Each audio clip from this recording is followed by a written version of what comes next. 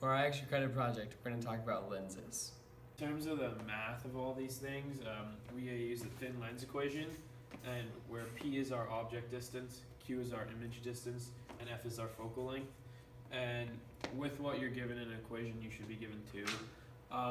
You can calculate to solve for one or the other, but if you're given a ray diagram, you'd be able to count via the grid layout, and then you would have your either object distance or image distance. And then we can determine magnification by taking negative image distance over object distance, and if it results in a negative number, it's an inverted image, and if it is a number greater than 1, it's bigger, and if it's less than 1, it's a smaller image. So here we have two different converging lenses. We have one where the object is outside the focal point, and then we have one where the object is inside the focal point. For the object outside the focal point, you're going to have your principal rays coming in. One's going to be just coming in straight, one's going to go through the center, and the other one's going to come through the focal point down to the bottom. And these are going to cause, the converging lenses are going to cause the three principal rays to curve towards the focal point, and it's going to result in an image that's going to be inverted from like the original object, and then it's going to be, we don't know if it's going to be magnified or not because the distance, that all basically depends on the distance here. And then for our object inside the focal point, you can see the principal rays are off the focal point, and they're all going to converge towards this focal point over here. And we have one just going through the center, which isn't gonna like bend at all. And when you trace those three back, it's gonna give you a virtual image because none of the rays actually meet.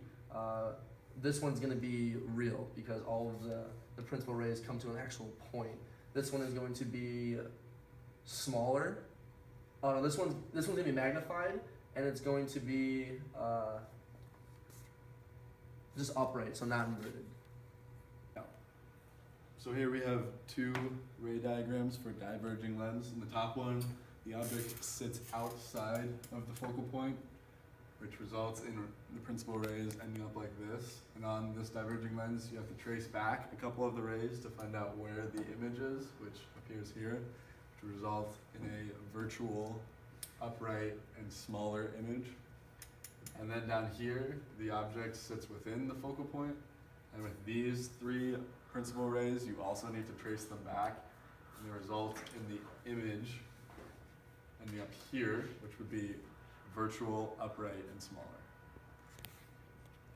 So here we have our real life application of a double converging lens. This can kind of like relate to like glasses or something of that matter. And your object is right here on the left. It's placed 60 centimeters from the first lens. And you can see through our principal rays, once it goes to the first lens, it'll be a real image that's inverted upside down and will actually be 0.2 times smaller than the original size. But so for the second lens, we're gonna use the image produced from the first lens as our object, do the principal rays again, and come up with our final image. Our final image will be 32.31 centimeters away from lens number 2. And this first image was 12 centimeters away from lens number 1. And then it will end up being 1.5 or 1.15 times the size of the original object.